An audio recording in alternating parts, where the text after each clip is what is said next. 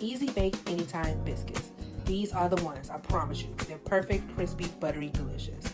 We're going to use 2 cups of all-purpose flour with 1 tablespoon baking powder, 1 tablespoon sugar. I use pure cane, and 1 teaspoon salt. And then this is 6 tablespoons of freezing cold butter. You want your butter to stay as cold as possible and grate it with a cheese grater or chop it with a knife.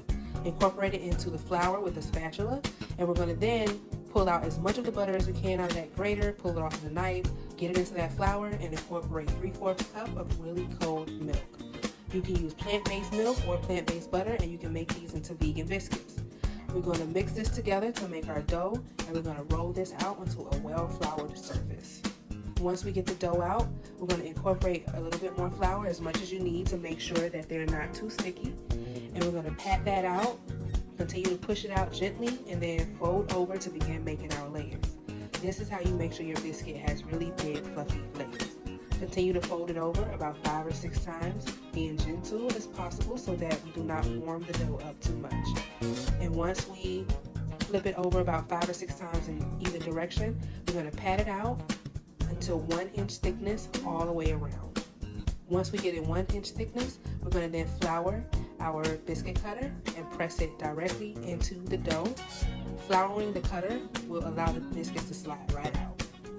We're going to keep making biscuits until we get as much as we can out of this dough, and then gently rework the dough to get 6 biscuits.